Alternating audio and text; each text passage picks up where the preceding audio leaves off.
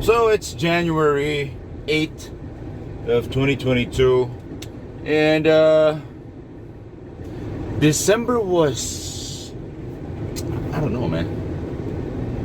You know, Odette came here, Typhoon Odette, or Typhoon Rai, known internationally. She made a mess of things. She was like a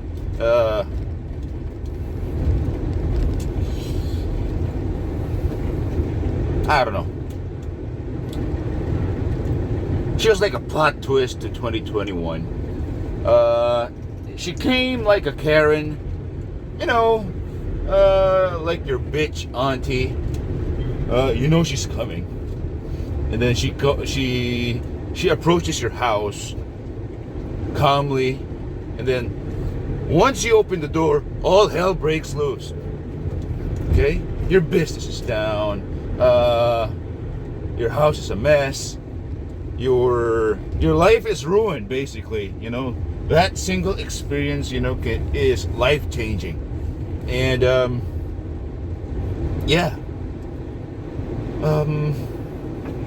entire Visayas region of the Philippines is like is in shambles. It's a mess. Trees everywhere. Trees blocking the road. The day after Odette hit us like a bitch. Well, she is a bitch right away. Everything was a mess. Power lines were down. No electricity. No water. No internet. Roads were blocked. Everybody was scrambling for resources. I could say, a lot of things about what happened here in Cebu, but, it's the parts of the Visayas, that we should be, worried about, like Siargao, the infamous Siargao surfing spot of the Philippines, Bohol, the neighboring island of Cebu, parts of Mindanao, also the island of Negros and Palawan, but what really, got the grunt of, Odette's rage was Siargao, parts of Bohol, and so on and so forth. Cebu, well, yeah, we got hit really bad, but again, it's January 8th, and it's basically back to normal, fuel supply is back to normal. Food supply is, back to normal. Water supply is, it's manageable. Electricity is, I don't know, maybe 50% of the city is back. There are some places here that are still down, no electricity, no internet, and stuff like that, but what's really amazing is the fact that, Cebuanos, or Filipinos in general, we are very resilient, and we survived Odette. You'd be surprised that even the day after Odette, people were scrambling. There were no riots, there were no hoarding, or should I say no looting in the city, and everybody was there, helping each other, helping to, clean up the roads, fixing everything that they can fix.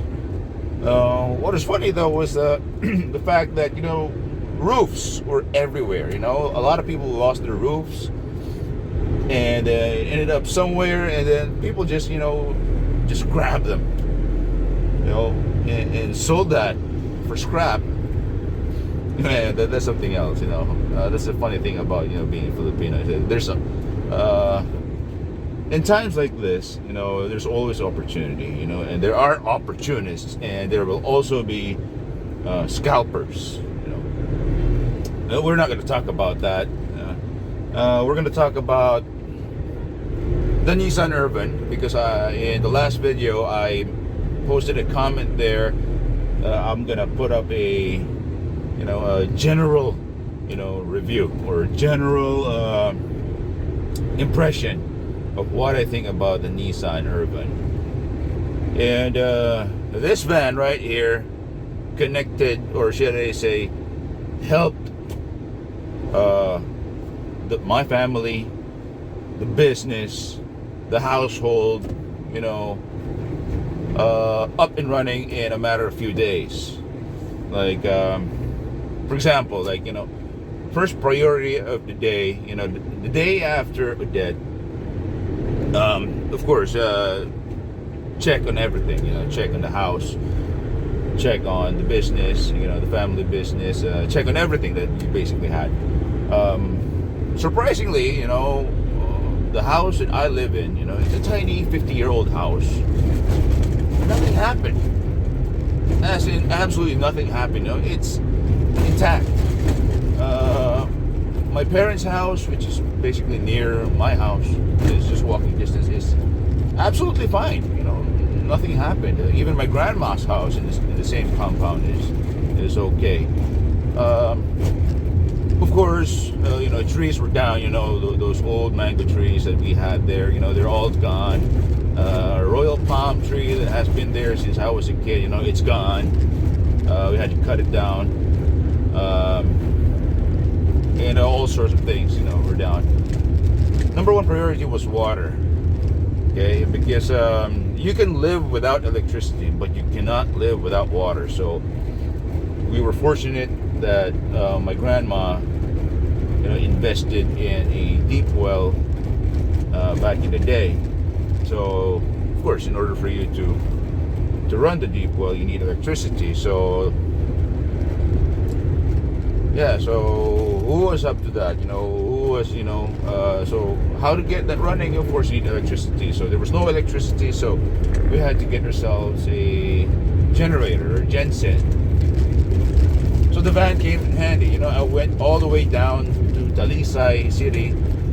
They were hit really bad, way worse than Cebu City. A lot of trees, a lot of power lines down, and then, the generator. We got ourselves a really old generator. We had him fix it. Of course, I put the generator in the back of the Urvan, brought it home, got the water pump up and running. What else? The Urvan proved itself to be one of the most useful vehicles during the time of crisis after Odette. This has served like a laundry hauler, just what is current use.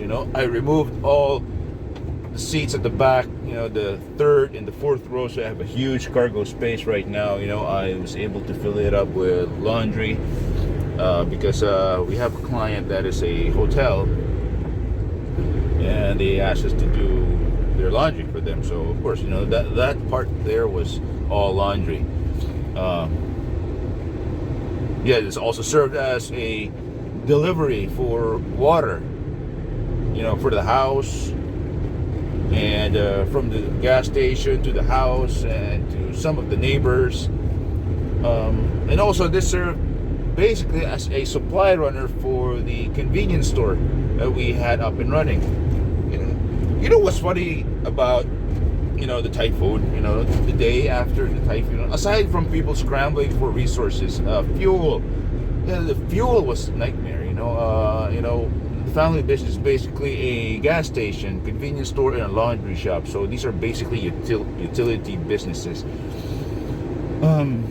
People were there lining up for gasoline, to fill up their empty tanks, buy containers full of fuel for their generators, and some scalpers, would go there, bring containers, and they would buy them, and then they would go somewhere and sell them, really expensive, like, probably 3 times the price that you get on the gas pump. Anyway, the funny thing is that people were scrambling for electricity to charge their phones. So the gas station, we have a genset there, a really old genset that, managed to power up everything in the business, like from the gas pumps, the convenience store, and all those refrigerators, and our laundry shop. So people were gathering there, with their extension cords, their phones, and their chargers, charging. And my mom, she was like, you cannot charge your phone unless you buy something from the store.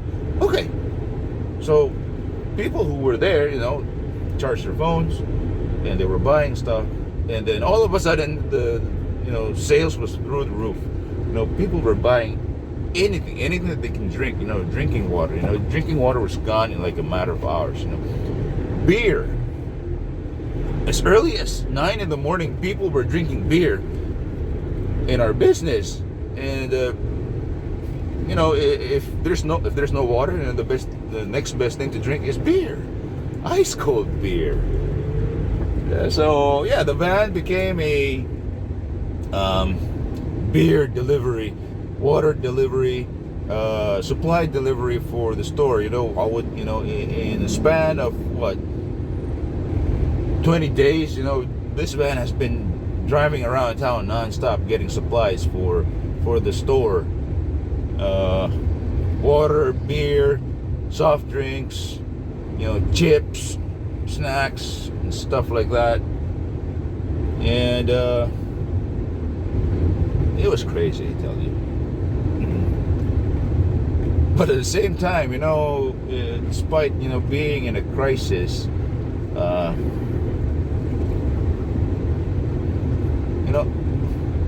I felt the most. I've never felt so alive in a long time. It's very invigorating, being in a crisis like that. I'm not saying that we were lucky. The typhoon spared the business, spared our homes. But I feel really bad about the people that were heavily affected by that. But being in a position where you can provide, you have to work your ass off. And it was a good thing. It is a good thing that I had the right tool to make things happen. This one, the Nissan Urvan, it carried goods, supplies to and back, from the store, laundry shop, the gas station, to anywhere discreetly without showing it off. A pickup truck would be okay, but carrying all those goods would be somewhat of a hassle because things would be exposed. Well, all I have to say is that we are lucky. And we feel really bad for those people who are affected, but it's a good thing that Cebu is slowly getting back on its feet. People are used to the current situation. They already know what to do.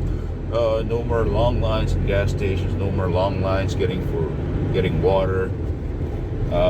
Groceries are basically back to normal. All those supplies are a bit lacking, and prices are like really high.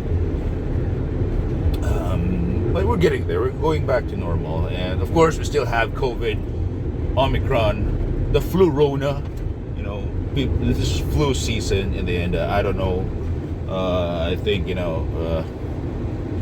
the government is trying to take advantage of whatever they're gonna get out of kickbacks and stuff like that. We don't know. We don't know how the government works. Anyway, yeah, the Nissan Urvan has proved itself once again that it is a very versatile vehicle, and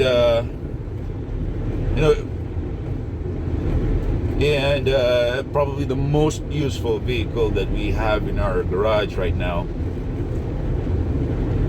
And all of this will be over. We're getting there. Oh yeah, you can see. I don't know if you can see it from the video. Car washes are back.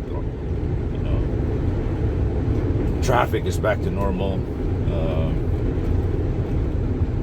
You know, we'll get there. We'll get there slowly but surely. It takes time.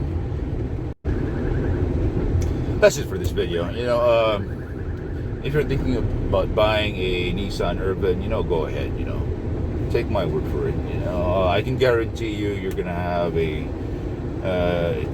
Nissan Urvan, or any van basically, maybe a Toyota Hiace or a Suzuki APV or a coaster or a Hyundai Starex Hearse edition. You know, you won't go wrong with your purchase. You know, it's probably the most useful vehicle that you'll ever have in your entire life, and you might even be driving it around for your entire life. If there's one thing that Typhoon Odette has taught me as a person, is that you don't have to be in a crisis to help others, and at the same time realize how blessed you are. You know, of course, yeah, I'm lucky. My family's lucky. You know, my parents are lucky that you know, the typhoon spared us. We were not that hit really bad, but again, if you are that blessed, you are that lucky to be also in a position to provide, you know, go ahead, provide. You know, provide to whoever is in need. You know, just do it out of goodwill. Don't take advantage of the situation, and then help others. You know, there are other people out there who are not as lucky as us, or who are not as lucky as you. You know, who are still out there. You know, 3-4 weeks after the typhoon, we're still scrambling just to get food on the table. So if you know somebody who's in need, you know, help them out.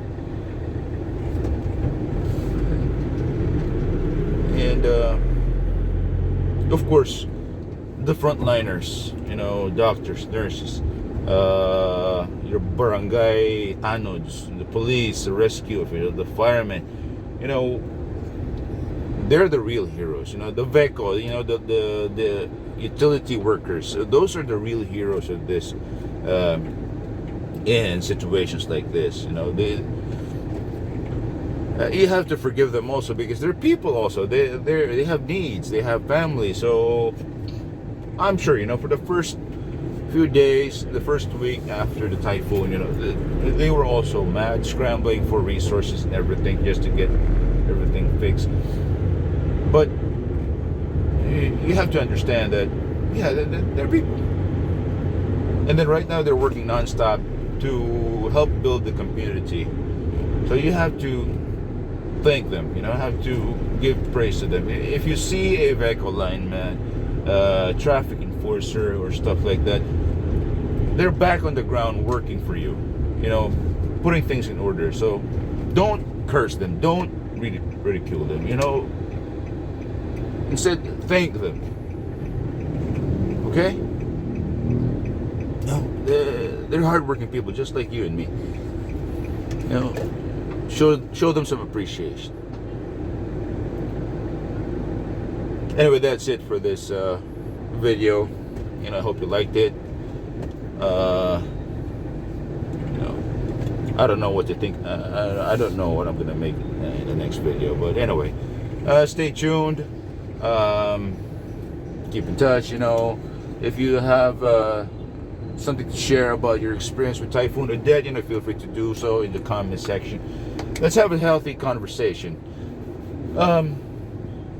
That's it. See you next time. Bye.